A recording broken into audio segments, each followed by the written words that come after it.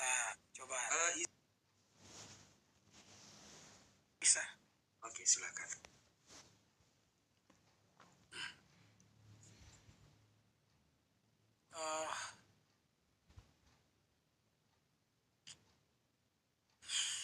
Bentar ya Rashid ya. Silakan Pak. Oke, Rashid, bisa tidak saya undang Anda langsung dari dari akun saya supaya sama-sama bisa rekam. Saya bisa rekam Anda dan Anda juga bisa rekam saya. Oh, kalau saya tidak pernah merekam seperti itu, Pak. Saya tidak bisa, maksudnya saya tidak merekam seperti itu. Kalau Bapak mau diskusi di sini aja, atau kita mau follow-followan, saya follow back Bapak, kita nanti diskusi PK gitu ya. PK gitu ya, maksud Bapak ya? Maksud saya supaya artinya ada dokumentasi bisa saya upload ke. Nggak apa-apa, Bapak kalau mau rekam di sini langsung nggak apa-apa. Bisa langsung direkam ini? Bisa langsung direkam. Bapak pencet aja aplikasi Bapak untuk perekaman layar. Perekaman layar? Iya, perekaman layar, Pak. Bisa. Dengan suara dia bisa masuk? Masuk, bagus. Oke, kalau bagus, Pak.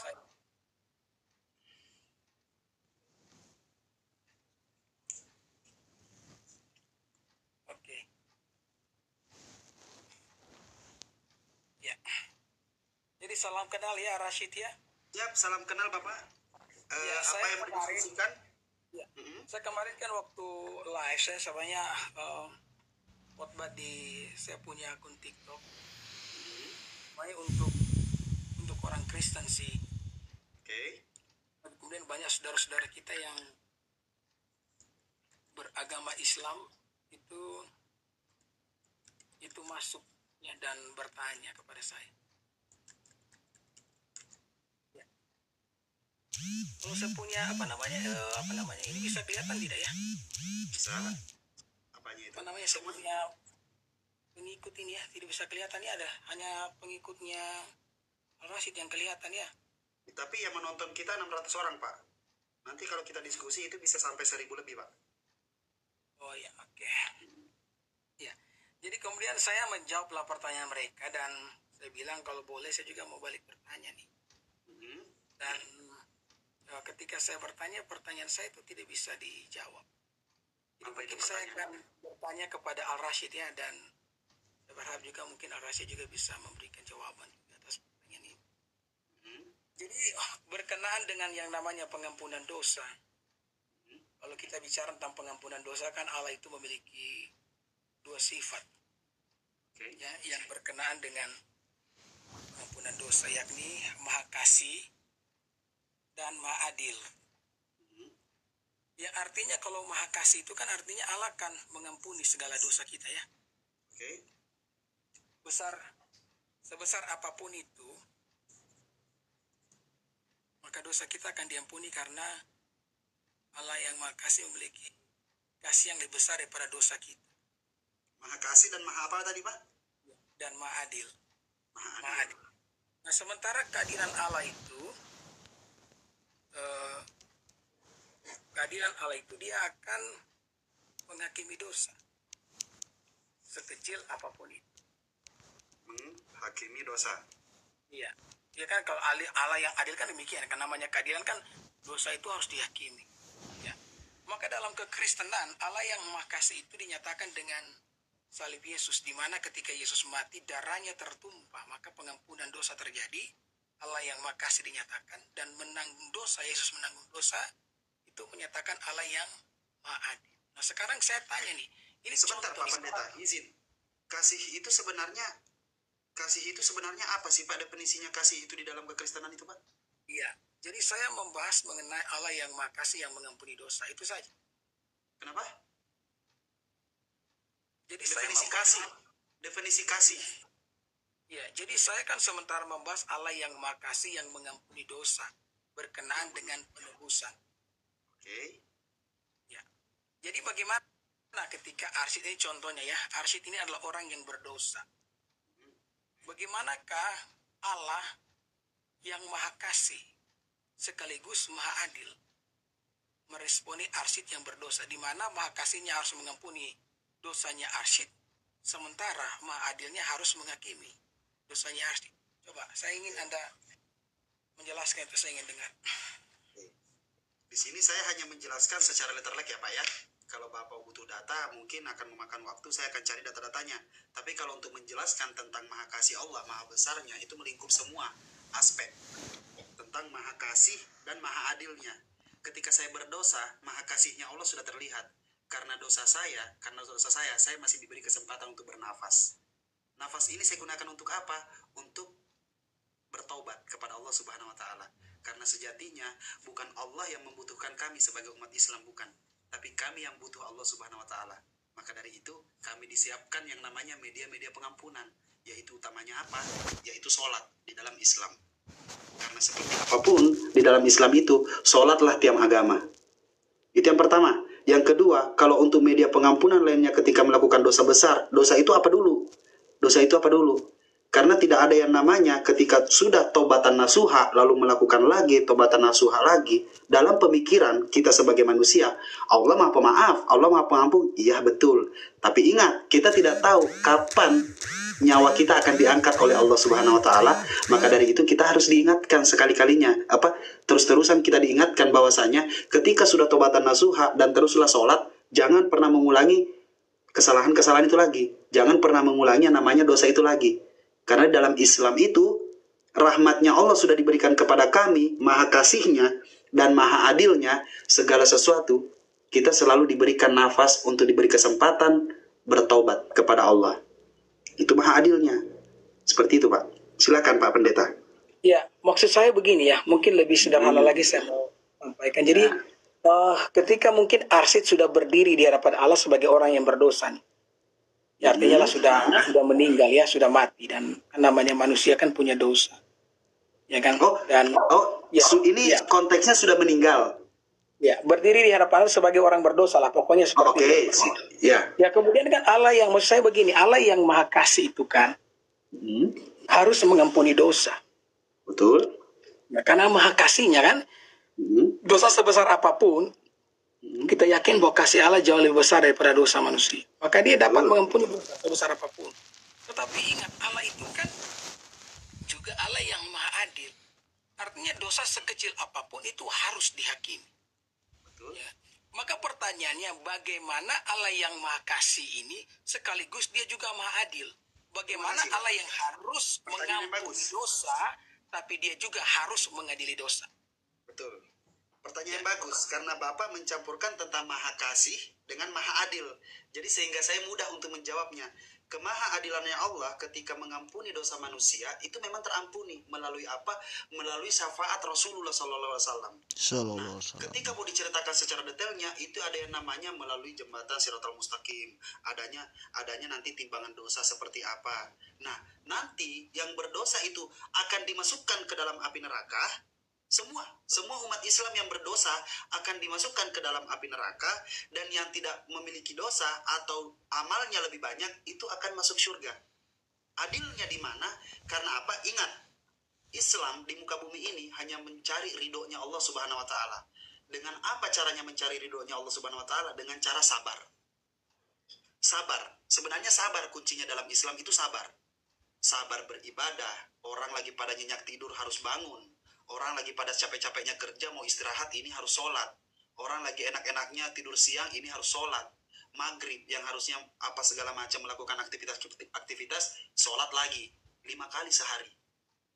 Nah, kuncinya sabar di dalam Islam untuk mendapat ridhonya Allah Subhanahu wa taala. Ketika nanti di surganya Allah, ketika nanti hari penghakiman, orang-orang yang memiliki dosa akan mendapatkan bagiannya. Yaitu apa? Yaitu akan dimasukkan di api neraka. Dengan sesuai dengan iman yang ada dalam dirinya. Yaitu apa? Dosanya sekian, akan ada lamanya seperti apa. Dosanya sekian, akan ada lamanya seperti apa. Nah, untuk menyelamatkan mereka, adanya syafaat Rasulullah SAW. Begitu Bang. Nah, adilnya, Maha Adilnya apa? Allah Subhanahu wa taala imbang. Kenapa saya masuk neraka ya Allah sedangkan saya Islam? Iya, kamu memang Islam, tapi Islam KTP. Yang ada dalam hati kamu cuma syahadat, tapi kamu nggak sholat. Yang masuk surga siapa? Orang-orang yang sudah berserah diri, benar-benar menunjukkan keimanannya seperti apa, bersabar apa segala macam. Masa kelakuan saya bejat, terus ada orang yang benar-benar menghabiskan waktunya untuk beribadah, hafal Quran apa segala macam, kok sama-sama masuk surga? Gak adil berarti. Itu sebenarnya sangat simpel sekali tentang keadilan Tuhan itu. Mungkin pasti Anda paham penjelasan saya. Itu simpel sekali. Jadi yang tidak peduli dengan ajaran Islam, tapi dia tetap Islam, dia akan dimasukkan neraka. Nah, yang peduli dengan ajaran Islam dan mengikuti syariat-syariat Islam, ya dia masuk surga. Tetapi orang ini yang masuk neraka ini karena dia Islam, dia akan tetap masuk surga nanti. Tapi level surga itu ada lagi. Level surga itu ada lagi. Yang paling tinggi Firdaus, ada 7 tingkat. Yang paling tinggi Firdaus. Nah, makanya kadang ada dinarasikan tentang 72 bidadari atau apapun itu semuanya sebenarnya ada level-levelnya. Orang seperti saya ini, saya adalah manusia yang tidak pantas masuk surga. Tetapi saya orang yang takut akan adanya neraka.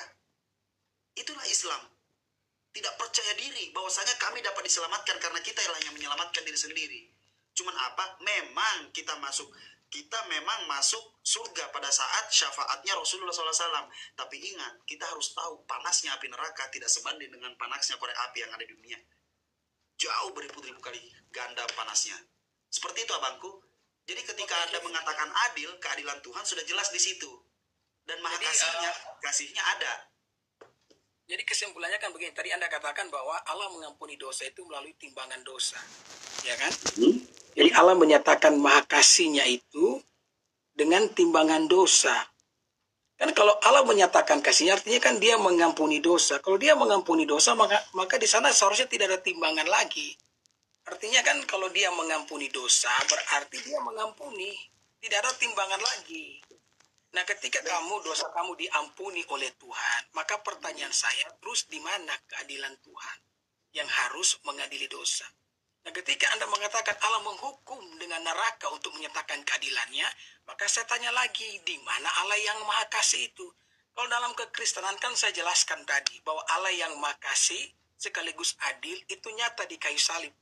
Di mana salib itu, ya melalui pengorbanan Yesus darahnya tertumpah, maka kami mengalami pengampunan. Jangan dulu bang, jangan dulu dijelaskan itu. Nanti kita ke situ. Jelaskan dulu ke Islam aja dulu. Ke Islam aja dulu yang Anda pertanyakan. Ya, Anda fokus pertanyakan ke Islam, nanti Anda baru jelaskan. Saya kan ngomong, Anda kan ngomong, saya diam tadi Rashid. Kamu ngomong 2 menit loh, masa saya baru ngomong berapa detik? Bukan, maksud saya begini Pak Pendeta. Bapak Pendeta fokus bertanya kepada Islamnya. Nanti kalau Bapak mau menjelaskan tentang Kristen, ada waktunya, nanti saya tanya, Bapak jawab semuanya pertanyaan itu. Ya, gitu. Fokus pertanyaannya ke Islam.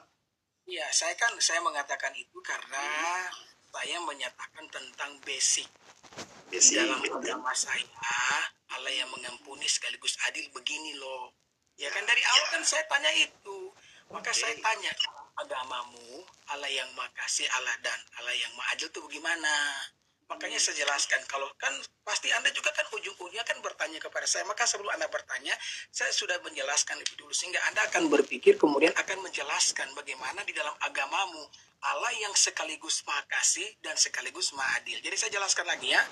Jadi dalam kekristenan itu, Allah yang maha kasih sekaligus Allah yang maha adil itu nyata dalam pengorbanan Kristus. Di mana melalui darahnya yang tertumpah, maka Allah pun mengampuni dosa. Dan dengan Yesus menderita di atas kayu salib bahkan mati, keadilan Allah pun dinyatakan atas dosa manusia. Maka Allah yang maha kasih, sekaligus Allah yang maha adil nyata di atas kayu salib. Nah, sementara di dalam agama Anda kan saya tanya, bagaimana Allah yang maha kasih, sekaligus Allah yang maha adil. Nah, Anda jelaskan tadi Allah yang maha kasih itu melalui timbangan, kan timbangan hayat tadi Anda katakan. Saya katakan bagaimana dia disebut kasih, kalau dia masih perlu menimbang lagi.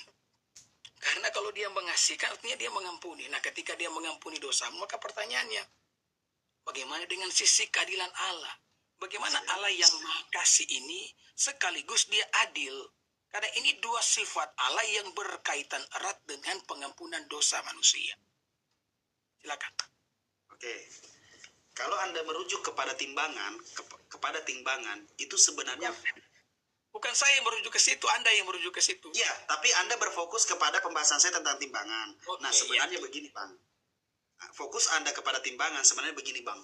Banyak sebenarnya pengampunan Allah itu ketika terlihat bagaimana orang mulai dari alam kubur sampai nanti pada saat hari pengadilan itu banyak sekali sebenarnya fase-fasenya. Bahkan ada manusia pada saat matinya nanti itu akan diselamatkan. Itu beda lagi. Itu beda lagi. Bahkan hafiz Quran, ini yang kita pahami di dalam Islam, bahkan hafiz Quran itu yang menghafal Al-Quran lalu mengamalkan Al-Quran itu tidak perlu ditimbang-timbang. Bahkan dia bisa membawa tujuh keluarganya, dia bisa memilih keluarganya, syafaatnya itu diberikan. Karena apa? Karena sesuatu yang diberikan keistimewaan sebenarnya banyak, bukan cuma segera timbangan. Ini yang saya omongin, timbangan ini adalah itu pengadilan timbangan itu adalah orang-orang yang memiliki dosa yang banyak, memiliki amal juga yang banyak, itu yang ditimbang. Tetapi kalau yang orang-orang yang sudah memiliki hal-hal yang spesial, kiai, ulama, ustadz, terus anak kecil hafiz Quran, terus anak bayi yang udah meninggal, belum dewasa, belum akil balik udah meninggal, dan apapun itu banyak sebenarnya fase-fasenya, bukan cuma sekedar itu. Dan Allah jelas menunjukkan keadilannya seperti apa. Keadilannya itu memiliki tingkat-tingkatan. Seperti apa iman orang ini, seperti apa iman orang ini, seperti apa iman ini. Nah, kasihnya apa? Dia menunjukkan kasihnya dengan cara keadilannya. Begini cara mensinkronkan. Dia menunjukkan kasih Allah itu, yang maha kasih ini, dengan keadilannya. Begini cara Allah menunjukkan. Cara Allah menunjukkan keadilannya dengan maha kasihnya. Cara Allah menunjukkan maha kasihnya dengan maha keadilannya. Itu selalu sinkron. Kalau Tuhannya Islam, tidak mungkin menggugurkan salah satunya hanya untuk menunjukkan kekuasaannya. Itu di Islam. Jadi tidak sama rata semua Islam masuk surga, langsung masuk surga. Tidak begitu. Pelan-pelan. Ada enak aja mau masuk surga. Lu beramal, lu sholat, tapi lu gak mengamalkan ini, lu kurang ajar sama ini. Nah, kamu sholat, kamu puasa, kamu baik. Tahan dulu, kamu punya istri. Istrimu berlaku apa? Banyak sekali hukum-hukumnya dalam Islam, Bang. Tidak sesimpel dan tidak sekonyol dengan melihat orang mati di tiang salib, habis itu kita semua masuk surga. Enggak. Tidak seperti itu. Di Islam itu ketat ajarannya. Makanya dia dikatakan ajaran pelengkap. Ajaran pelengkap ajarannya. Seorang suami taat, ibadah, apa segala macam. Istrinya kelakuannya dajjal. Kayak kutu dajjal kelakuannya. Ya nggak bisa. Seorang suami ini langsung masuk surga sekonyong-konyong, nggak bisa. Kenapa kamu mau nikah? Nikah itu harus kau tahu hukumnya seperti apa nikah itu. Jangan asal nikah. Istrimu kelakuannya kayak kutu dajjal. Jangan dulu. Dijeplos juga ke neraka. Nggak bisa. Islam itu banyak sekali aturan-aturannya dalam beragama, Bang. Bukan agama yang percaya diselamatkan begini-gini. Enggak seperti itu. Tidak sesimpel itu. Karena apa? Agama Islam agama berakal. Oke, Bangku? Nah, begini Pak Pendeta. Ketika saya tanggapi. Ini maksud Ar-Rasyid ini sudah melebar kemana-mana. Jadi begini saja, saya buat sederhana. Ketika Rasyid berdosa, tidak perlulah kita singgung orang sana, orang sini. Rasyid saja, ini contoh saja. Bagus. Apakah Allah yang maha kasih kan harus mengampuni? Allah yang maha adil harus mengadili. Betul. Jadi apa yang akan dilakukan oleh Allah yang memiliki dua sifat ini? Dia maha kasih, dia harus mengampuni, tapi di sisi lain dia maha adil, dia harus mengadili. Jadi dengan dosa yang dilakukan oleh Rasyid, apa yang akan dilakukan oleh Allah itu? Belum paham juga. Apakah dia akan mengampuni atau dia akan mengadili? Saya sederhanakan juga Pak Pendeta. Saya sederhanakan. Pada akhirnya orang Islam semua masuk surga. Oke. Semua masuk surga. Jadi Semua meskipun orang Islam yang hanya melafazkan, bahkan yang hanya melafazkan asyhadu an la ilaha illallah wa asyhadu anna Muhammad Rasulullah, semua masuk surga. Oke. Jadi semua orang Islam masuk Semua surga. masuk surga. Oke. Adilnya itu sebentar. Adilnya itu karena adanya timbangan-timbangan tadi itu. Adilnya. Masa iya saya setara dengan Ustadz? Coba, masa iya saya setara dengan Ustadz? Oke. Jadi Anda katakan kan semua orang Islam semua nih masuk surga. Dan orang Islam kan juga kan artinya melakukan kesalahan, melakukan Betul. dosa. Jadi bagaimana kalau dosa-dosanya atas nama keadilan Allah. Apakah Allah melupakan begitu saja sehingga memasukkan semua orang ke dalam surga tanpa mengingat kesalahan yang dilakukannya? Makanya Pak Pendeta yang terhormat, dengarkan Ya. ketika saya bernarasi, jangan mencari kesalahan baru mencela satu kesalahan. Silakan. Ini namanya psikologis dalam diskusi, oke? Psikologis dalam diskusi. Ya, Saya bilang syafaat yang ada itu Rasulullah meminta kepada Allah Subhanahu Wa Taala, ya Allah, apabila ada umatku di nerakamu sekarang yang hanya menyebutkan la ilaha illallah Muhammad Rasulullah di dalam hatinya, maka keluarkanlah mereka. Itu yang paling terakhir. Jadi masuk neraka. Betul, di neraka Bung. Saya tadi bilang, dicuci dulu di neraka, dikasih efek jerah dulu. Maksudnya diberikan siksaan dulu, jangan langsung enak. Yang enak itu adalah orang yang benar-benar ridho lillahi ta'ala, tawadhu di dunia ini, melupakan semua aspek kehidupan yang mewah di muka bumi ini, mereka mendapatkan kemewahan langsung di surga. Ya, Begitu Islam. Nah, kalau yang sebentar, kalau yang menikmati kemewahan, clubbing apa segala macam, nikmat hidup, perempuan di mana-mana, di hotel kiri kanan, dia akan merasakannya di neraka. Begitu Pak Pendeta. Jadi kalau misalkan ya Anda katakan masuk neraka. Tapi waktu banyak nih ya Pak Pendeta ya. Waktu banyak nih ya. Ya, saya jelaskan dulu. Enggak, waktu Pak Pendeta banyak nih ya, berarti nanti bisa saya bertanya balik ya. Baru ngomong banyak bagaimana? Bukan maksud saya. Gini, malam ini kita diskusi, Pak Pendeta waktunya banyak kan? Oke. Ah, itu. Oke, saya punya waktu. Jadi kan Anda katakan nih, jadi masuk neraka. Kalau masuk neraka itu kan berarti Allah menghukum karena keadilannya. Nah, ketika masuk ke dalam neraka, maka pertanyaannya di mana maha kasihnya? Maha kasihnya kan harus mengampuni dosa, berarti Anda tidak perlu menginjakan kaki ke neraka. Kalau Anda menginjakan kaki ke neraka, maka itu atas nama keadilan Allah. Nah, ketika itu terjadi, maka pertanyaannya, di mana maha kasihnya? Ya. Ini jawaban terakhir saya ya. Jangan diulang-ulang terus. Tunjukkan kapasitas Anda sebagai pendeta ya. Ini jawaban saya terakhir. Enggak benar. Bukan. Bukan karena kalau mengatakan gini. demikian, ya Anda tidak Gini bisa ya. mengatakan. Oke, saya jawab. Enggak apa-apa, saya jawab. Oke. Kalau dibilang maha kasihnya mana, saya sudah jelaskan. Pada akhirnya semua umat Islam akan masuk surga. Adilnya adalah yang membawakan, menyiapkan diri untuk bawa amal ibadah di sana pada saat mati akan langsung masuk surga. Yang tidak menyiapkan dirinya pada saat mati itu akan diberi efek dulu. Ini bahasa saya ya, diberi efek jerah. Bukan efek jerah sih, lebih kayak dihukum dulu, gitu loh. Jadi kalau Pak Pendeta muter, itu tidak akan mau ketemu. Justru karena maha kasihnya dan maha adilnya, dia menunjukkan maha adilnya, lalu dia menunjukkan kemahadilannya. Karena Tuhan maha adil, makanya dia maha kasih. Karena dia maha kasih, makanya dia maha adil. Begitulah Tuhan kami. Jadi saya jelaskan ya. Saya mengerti maksud Anda, tapi ini juga bisa didengarkan oleh semua orang ya, saya beritahu. Kalau misalnya seseorang harus ke neraka dulu, baru kemudian ke surga, berarti Allah tidak konsisten dengan maha kasihnya dan maha adilnya. Tidak konsisten. Maka sekarang dengarkan tidak saya, konsisten maha adilnya. Saya belum selesai ngomong dari tadi, disabar dulu dong, ya kan? Siap, Pak Pendeta. Saya beritahu, Allah itu konsisten. Maka dia akan konsisten di dalam maha kasihnya, juga konsisten di maha adilnya. Maka kalau orang masuk neraka dulu kemudian dia ke surga, berarti Allah tidak konsisten dengan keadilannya, tidak konsisten dengan maha kasihnya.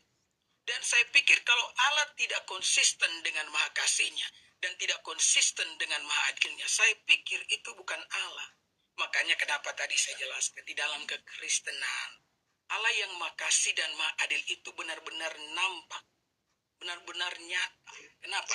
Karena ketika darah Yesus tertumpah, maka pengampunan itu diberikan. Itu Allah yang konsisten dengan maha kasih. Dan ketika Yesus menanggung dosa, artinya penghukuman kan diberikan sebagai keadilan Allah. Maka itu menunjukkan konsistensi daripada keadilan Allah.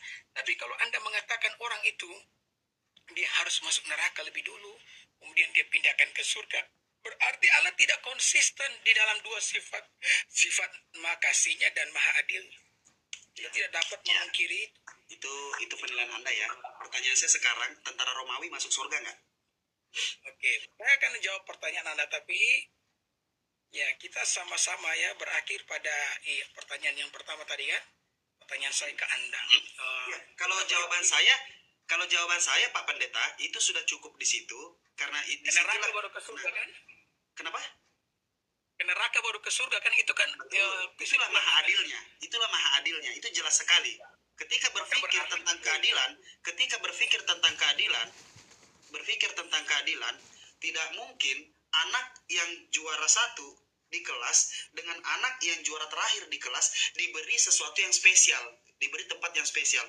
Otomatis yang juara satu dikasih ke IPA, juara terakhir dikasih ke IPS. Paham tidak?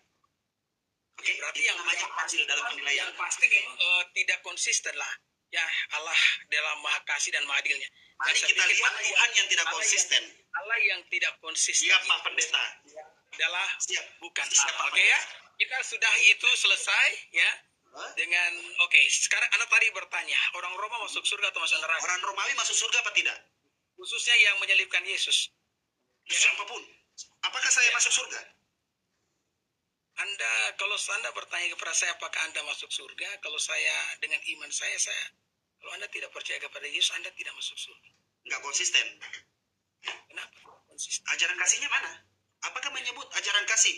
Di Kristen bukan agama. Di Kristen bukan agama, tapi sekte yang dibuat oleh Paulus di Antioquia. Semoga Anda paham itu. Siapa bilang Kristen sekte yang dibuat oleh Paulus? Bukan Paulus yang membuat Kristen. Ya, Alkitab mengatakan bahwa di Antioquia orang-orang menyebut pengikut Kristus itu sebagai Kristen. Oke, Kristen. Apakah Kristen agama? Apakah Kristen agama? Sekarang Kristen agama. Sekarang Kristen agama. Sekarang Kristen adalah agama. Siapa yang bilang Kristen itu adalah agama? Apakah Yesus yang mengabsahkan atau manusia yang mengabsahkan? Mengabsahkan apa? Mengabsahkan Kristen itu agama. Ya, kalau yang namanya kan agama adalah lembaga yang dibuat oleh manusia. Yang Dibuat oleh manusia. Tidak konsisten Tuhan Anda. Oke? Orang yang percaya kepada Yesus disebut sebagai Kristen. Kemudian yang tidak konsisten di mana? Tadi Anda katakan bahwa Paulus itu yang membuat sekte agama Kristen. Saya minta ada kasih saya bukti bahwa Paulus adalah yang membuat sekte agama Kristen. Yang membuat Kristen. Anda tidak tadi bilang Paulus yang membuat agama Kristen. Coba saya lihat catatan saya yang dibuat di Antioquia di Kisah Para Rasul 11 nomor 26. Oke, silakan. Silakan. Lah, itu ayatnya. Bacakan. Enggak, sebentar dulu, jangan. Enggak, saya tahu nih cara diskusi. Sebentar. Saya tahu cara diskusi Anda. Kita kembali ke tadi orang Roma. Makanya saya bilang, tunjukkan kapasitas Anda sebagai pendeta. Jangan bermain akal di sini. Anda, sebentar Pak Pendeta. Anda tidak mengenal saya. Orang di bawah dengar kok semua. Jadi siapa betul. kualitas Yang yang kita lebih cari adalah keadilan Tuhan dan konsistensi Tuhan. Oke? Jangan pertanyaan kamu kesalahan tadi. narasi saya. Ketika Anda merasa kesalahan narasi saya dan itu yang Anda kejar. No. Oke? Tetapi yang saya katakan, Kristen yang membuat itu adalah Paulus. Apakah itu sebuah agama? Paulus yang buat agama Kristen. Saya nanya, apakah itu sebuah agama Kristen itu? Ya memang agama. Sekarang agama. Di mana Yesus mengatakan Kristen itu agama? Ya, jadi saya beritahu ya. Ya, beritahu Di sekarang. dalam itu kamu dengar Rashid ya. Di Saya dalam dengar. Alkitab bukan hanya ada ucapan Yesus. Ya, di Alkitab itu ada yang namanya kitab dari kitab Kejadian sampai kitab Wahyu. Oke. Yang di mana itu semua itu adalah firman Tuhan. Oke. Jadi firman Tuhan itu bukan hanya apa yang diucapkan oleh Yesus, iya kan?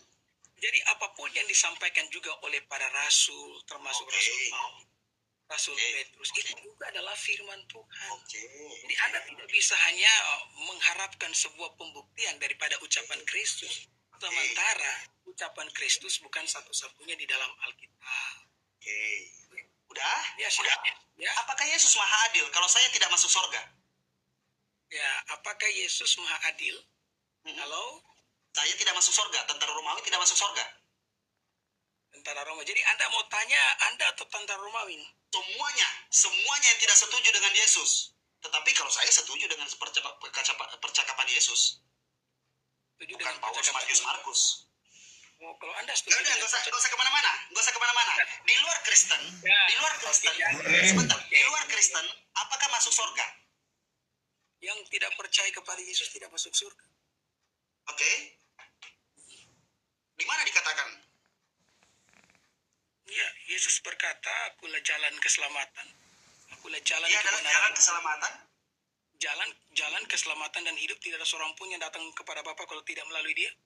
Tidak melalui Dia. Berarti Dia adalah jalan, bukan Tuhan kan? Ya, Alkitab mengatakan kalau kita lihat dalam terjemahan yang asli dikatakan I am the way. Artinya satu-satunya jalan. Tanpa Dia tidak ada seorang pun yang bisa datang kepada Bapa.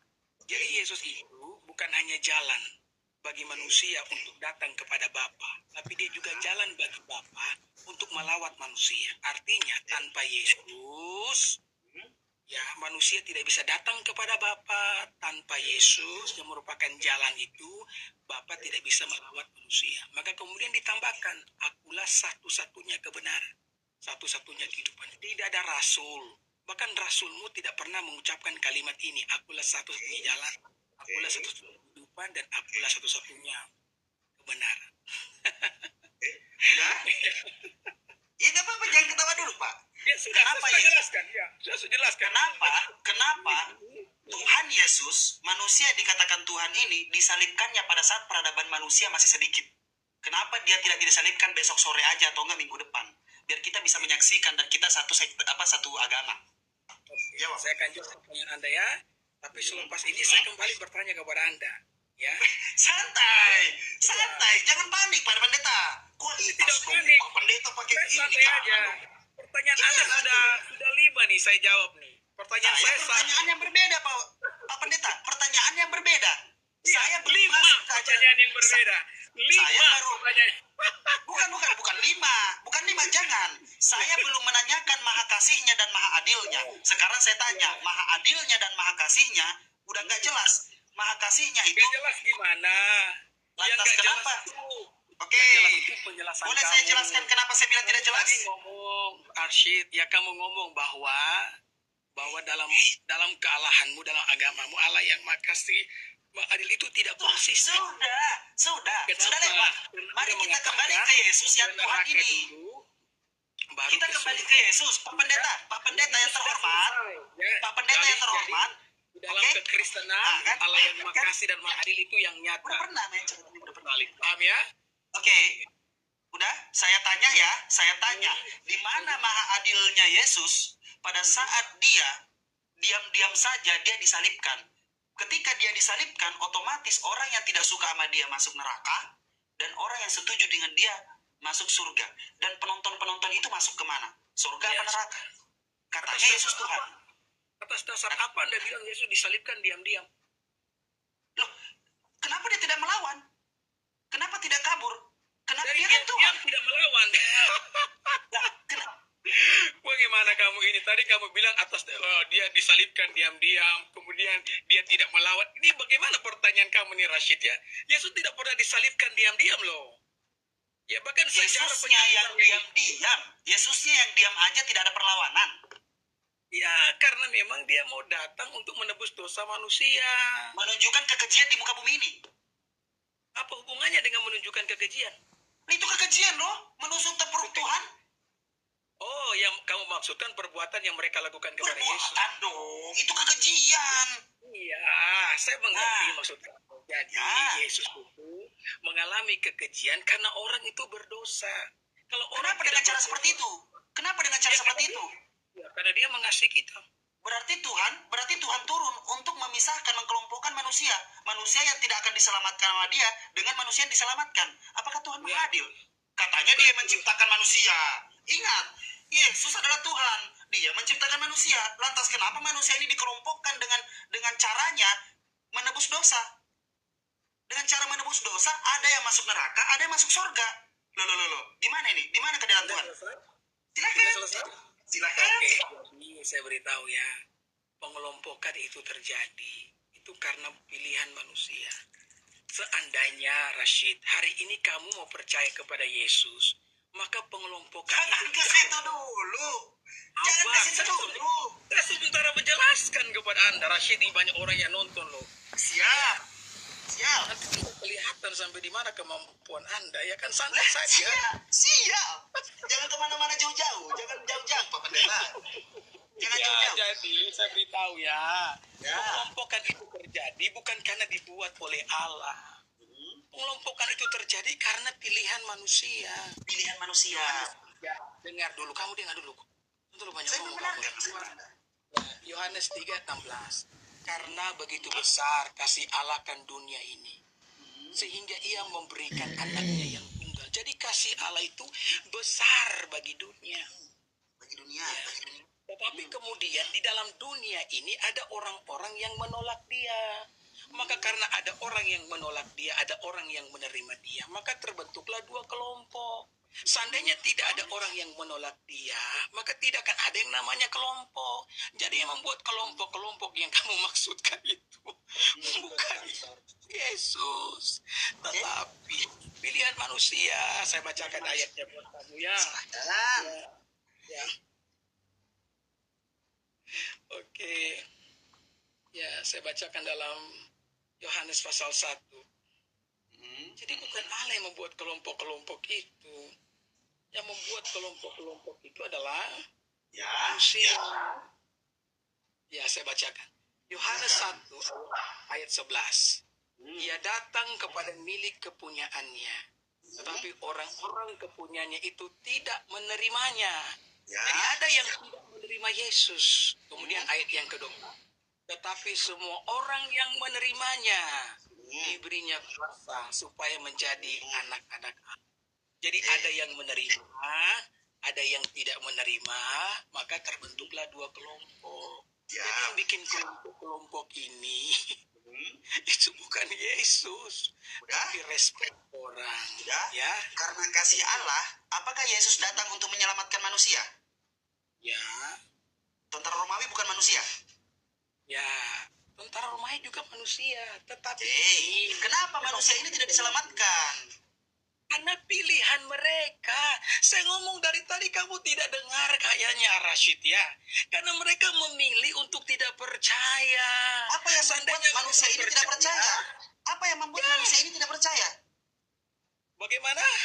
Apa yang membuat manusia ini tidak percaya sedangkan di hadapannya sudah Tuhan? Apakah Tuhan tidak konsisten? Apakah Tuhan tidak maha perkasa? Apakah Tuhan tidak maha besar di hadapan tentara Romawi? Ya, kalau Anda bertanya demikian, saya pun bisa menyatakan hal yang sama dengan agama Anda.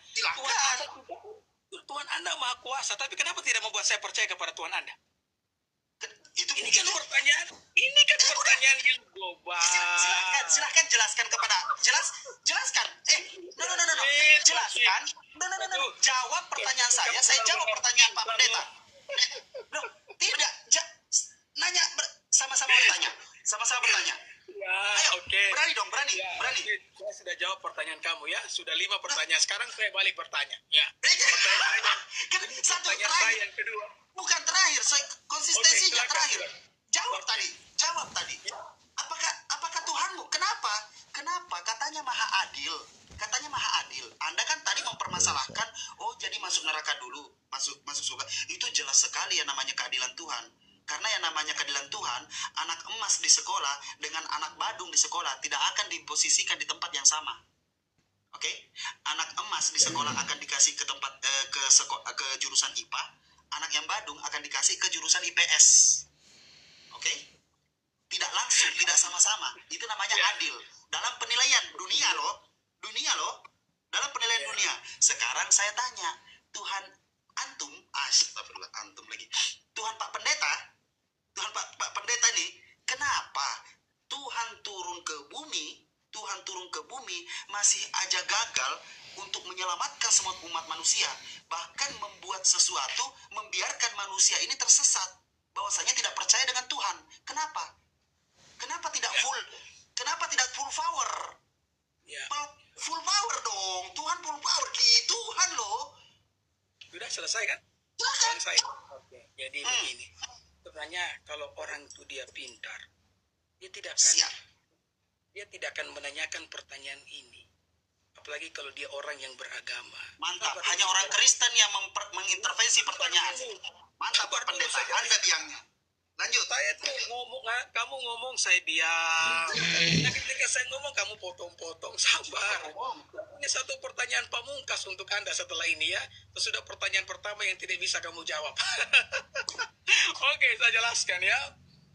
Saya bilang kenapa ini pertanyaan yang tidak boleh diajukan oleh orang yang beragama. Kenapa? Karena ini bisa jadi bumerang buat kamu juga. Kamu bilang kalau Tuhan kamu Jawab Pak Pendeta. Tidak usah bernarasi bumerang. Dijawab nih. Ya jawab aja. Nanti saya jawab pertanyaan yang sama. Oke? Ya sudah silakan. Iya, saya saudara jawab nih, Rasul, sabar. Iya biar nggak kemana-mana. Iya. Makanya dengar dulu, kamu tuh ngomong 2 menit, saya baru mau ngomong 5 detik, kamu potong. Gimana nih? Ini ada orang pintar nih, Tuhan memberikan hak bebas. Ini orang udah mengerti. Ini siapa ini? GB 328. Ya betul sekali. Jadi kamu bilang begini, Rashid. Kalau kamu ngomong begitu, kalau Tuhan kamu Maha Kuasa, kenapa Tuhan kamu tidak membuat semua orang percaya kepadanya? Ya saya juga bisa balik dong. Kalau kamu punya Tuhan yang Maha Kuasa, kenapa Tuhan kamu tidak membuat semua orang percaya kepadanya? Ya kan? Tetapi kamu perlu ketahui juga bahwa agama yang paling besar di muka bumi ini agama Kristen. Makanya semua itu kembali kepada hak bebas manusia. Sebagaimana Tuhanmu tidak bisa memaksakan kehendak, demikian pula Tuhanku tidak bisa memaksakan kehendak kepada manusia yang diciptakan. Kalau Tuhan bisa memaksakan kehendak, di Taman Eden manusia tidak perlu jatuh ke dalam dosa. Tapi di Taman Eden, Tuhan kasih kepada manusia yang namanya free will. Masa kamu tidak paham tentang hal ini? Jadi free will itu adalah di mana manusia itu memilih mau percaya atau tidak. Jadi ketika orang tidak percaya kepadanya, bukan berarti Tuhan menyesatkan mereka.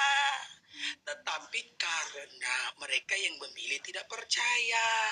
Saya sudah baca ayatnya tadi, tapi ada yang tidak dengar. Tapi tidak apa-apa, karena saya baik hati, saya baca lagi ayatnya buat Rashid. Yohanes 1, saya bacakan ya, di ayat yang ke-11. Ia datang kepada milik kepunyaannya, kepada manusia yang diciptakannya. Tetapi orang-orang kepunyaannya itu tidak menerimanya. Kenapa tidak menerimanya? Karena mereka punya kehendak bebas untuk memilih.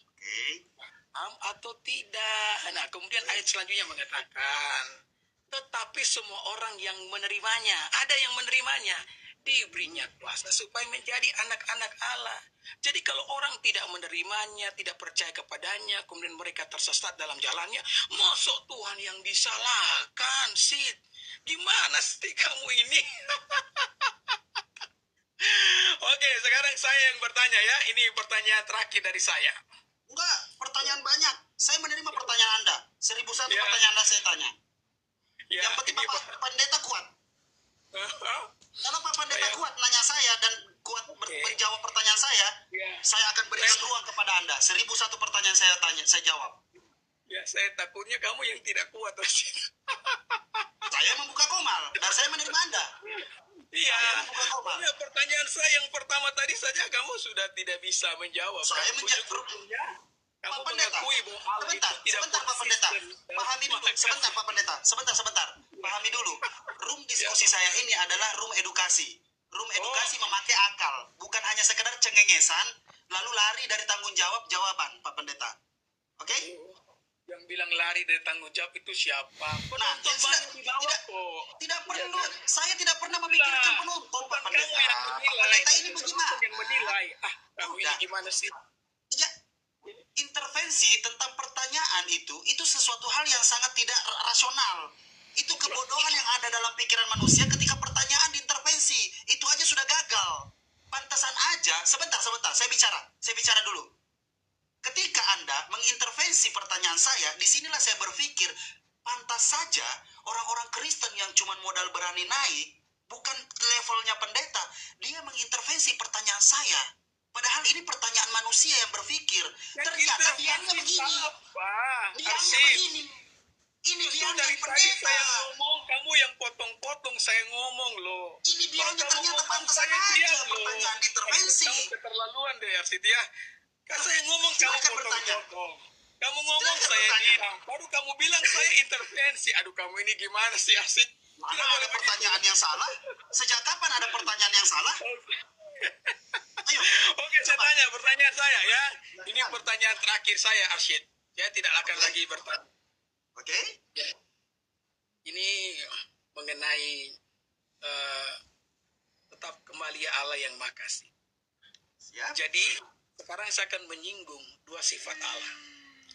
Ya kalau tadi kan Maha Kasih dan Maha Adil. Nah sekarang saya akan menyinggung dua. Maha Kasih dan kekekalannya. Artinya kalau saya harap kamu perhatikan baik ini Rashid ya. Kalau misalkan kasih itu kan artinya, kalau saya katakan arsyid itu kasih. Berarti kalau saya bilang arsyid itu kasih, orang akan tanya, kenapa pendeta sampai ngomong kalau arsyid itu kasih? Karena arsyid itu, dia banyak mengasihi loh.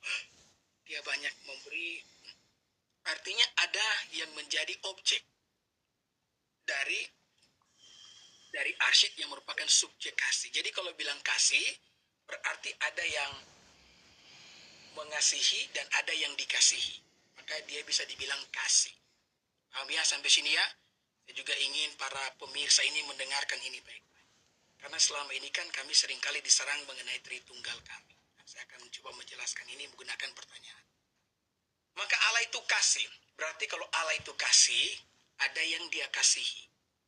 Sumber kasih itu Allah dan ada yang dia kasih. Subjeknya Allah, objeknya manusia yang dia kasih. Yang kedua, Allah itu kekal. Artinya berarti kalau dia kekal, berarti kasihnya itu sudah sejak kekal. Ya, artinya dia mengasihi sudah sejak kekal. Artinya dia sebagai subjek ada objek juga sejak kekal. Ya maka pertanyaan saya, ini pertanyaan saya. Kalau Allah itu kekal, artinya sebelum manusia ada, sebelum malaikat ada, maka pertanyaannya, siapa yang Allah kasihi?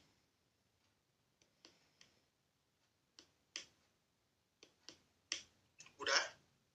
Ya, Balik lagi ke Maha Kasih. ke laptop. Iya, udah. Pertanyaannya cuma Maha Kasih. Oke, udah. Cuma Maha Kasih. Seluruh jadi- alam semesta. Seluruh alam semesta. Simbiosis mutualisme kita rasakan. Itulah ajaran kasih Allah Subhanahu wa taala. Simple. Sebelum alam semesta itu ada, siapa yang Allah kasihi? Sebelum alam semesta itu ada, siapa yang Allah kasih? Pertanyaan Anda bagus, tapi saya tidak bisa menjawabnya. Ya, oke. Oke? Ya, Anda tidak bisa menjawabnya kan? Oke, saya Ya. tidak bisa mengarang. Saya tidak bisa mengarang jawaban. Bayangkan yang dia pertanyakan seorang pendeta, pendeta pertanyakan, sebelum alam semesta ada, siapa yang dikasihi? What Ya. the hell's going on? What do you mean, Pak Pendeta? Jadi, God. Tapi bagus. Saya bilang pertanyaan yang sangat bagus, menunjukkan bahwasanya Anda mencari menang kalah, dan sekarang pertanyaan Anda saya kalah. Karena saya tidak bisa menjawab pertanyaan Anda. Luar biasa. oke, kalau tidak bisa menjawab ya, Arsyid ya. Oke, saya boleh bertanya? Saya boleh bertanya? Oke, Arsyid, nanti saya live, kamu masuk di live saya ya. Enggak, Saya sebentar. bisa Pertanyaan rekam. saya satu terakhir. Pertanyaan saya Ya. satu terakhir, oke? Oke, silakan. Oke. Tuhan yang mengasihi itu Allah atau Yesus? Tuhan yang mengasihi itu, Di dalam ajaran Anda yang mengasihi itu Tuhan apa Yesus? Apa Allah apa Yesus? ya, Yesus itu adalah Allah. Yesus itu adalah Allah. Anda Tritunggal apa Oneness? Bapak pendeta loh. Bapak pendeta loh. Ketika Anda mengatakan Yesus itu adalah Allah, Yesus itu adalah Allah, berarti yang disalibkan itu adalah Allah. Ya, ya. Yang mati itu adalah Allah. Kemanusiaannya yang mati. Kemana Allahnya? Oke, sudah saya jelaskan. Ya, iya kemana Allahnya? Saya jelaskan. Jadi, ya kami menyembah Tadi Oneness. Allah Bapa, Allah Anak, Allah Roh Kudus. Ya. Kemudian pribadi yang datang menjelma menjadi manusia itu adalah pribadi yang kedua dalam Tritunggal. Ya kan, namanya Yesus Kristus. Waktu Yesus Kristus datang ke dalam dunia, ya kan? Maka dia menjadi manusia. Ketika dia menjadi manusia, dia menambahkan kemanusiaan ke dalam kealahan yang dimilikinya. Maka Yesus itu punya dua hakikat. Hakikat manusia dan hakikat Allah. Kalau Bapa di sorga, Roh Kudus cuma punya satu hakikat. Tuhan menciptakan manusia untuk melahirkan Tuhan. Sabar. Ini pertanyaan kedua ya, sabar. Oh iya, sorry. Oke. Sabar, oke. Manusia untuk melahirkan. Ya, jadi ya ketika Yesus dia menjadi manusia, maka dia sepenuhnya manusia. Dia bisa merasakan apa yang dirasakan oleh manusia. Yang membedakan Yesus dengan manusia pada umumnya cuma satu, yakni Yesus tidak berbuat dosa. Maka karena dia menjadi manusia, dia pun bisa mengalami yang namanya kematian. Maka yang mati di atas kayu salib adalah kemanusiaan daripada Yesus Kristus. Oke. Udah. Nah, Ya. merujuk kepada pertanyaan. Pada saat Yesus berdoa menangis, Yesus berdoa kepada siapa? Dan dia menangis. Oke, siapa yang mengasihi Yesus itu manusia ini siapa? Kan mengasihi manusia. Tuhan mengasihi manusia, sedangkan Yesus manusia, dan Yesus menangis ketakutan pada saat disalibkan. Oke, siapa yang mengasihi manusia Yesus ini? Silakan. Ya, jadi ini pertanyaan yang sudah yang Banyak. Ya, saya bertanyanya banyak, Pak Pendeta. Karena banyak Pak sekali memang ya. Pendeta melawan orang awam, bukan ustaz loh. Dua tapi memang bikin modar ya. Memang iya. Bikin. Ya, silakan jawab, Pak Pendeta. Ya, oke. Siapa yang mengasihi manusia Yesus ini? Ya. Jadi ya yang Ingat ya Pak Pendeta ya? Ya, Ya. dia mengasihi manusia itu adalah Bapa. Ya, Mengasihi. kenapa? Oh, Yesus tidak mengasihi dirinya sendiri. Kan Yesus Tuhan. Bapak itu siapa lagi? Ya, Bapa kan adalah pribadi pertama dalam Tritunggal dan dia mengasihi Yesus. Oh, ada dua dalam hukum di sini. Ada Bapak, Ya. ada anak. Ya. Ya, Oke. Jadi yang mengasihi Yesus adalah Bapa. Bapak. Yang mengasihi Yesus adalah Bapak. Ya. Tuhan Yesus dikasihi oleh Tuhan Allah Bapa. Ya. Tuhan mengasihi Tuhan. Ya, dia Tuhan Mantap. pribadi. Astaga. Jadi pribadi yang pertama mengasihi pribadi yang kedua. Salahnya di mana? Gak salah, Ustaz. Pak Ustaz lagi. Gak salah, Pak Pendeta. Mantap. Ya, oke. Rashid, nanti saya Saya Oke. live besok kamu bisa gabung di saya punya Pasti. live. Saya Pasti. rekam. Oke. Oke, begini. Rashid, terima kasih. Saya kasih Terima tema ya. kasih. Saya kasih Iya. tema ya. Ajaran. Kamu Ajaran Oke, kasih yang tema benar. ke saya. Rashid, Ajaran saya kan kasih sudah yang berteman. benar. Oke. Ajaran kasih yang benar. Kita nggak kemana-mana. Pokoknya ajaran kasih yang benar. Oke? Oke. Nanti Siap. jam berapa besok? Kalau pacar saya Pacar. tidak teleponan, ya Oh, begitu ya. Oke. Minta izin pacar dulu ya. jelas. Oke, ya. Berarti besok ya saya besok hari Selasa ada doa di gereja, pulang palingan jam 11 atau setengah 12 malam saja. Saya tinggal di Manado. Kamu tinggal di mana? Saya sekarang posisi lagi di Borneo. Borneo. Ya, lagi ada Kalimantan. urusan di sini. Kalimantan, betul. Jadi ada perbedaan waktu berapa jam? Saya di sini sekarang sudah jam 1. Oh, berarti sama. Lagi 2 menit jam 1. Siap. Ya, oke, berarti besok setengah 12 malam. Jadi temanya apa Oke. tadi? Ajaran kasih yang benar. Jalan kasih yang benar. Oke, jadi nanti kita lanjut besok, oke? Ya. Oke, saya mohon turun dulu Rashid ya. Ya, Bisakah terima Rashid kasih menurun? Pak Pendeta. Salam. Ya. Shalom. Halo. Bisakah Anda Salam. menurunkan saya Rashid? Siap. Bisa turunkan saya? Siap, Pak Pendeta. Ya. Ya, pegangan. Nah,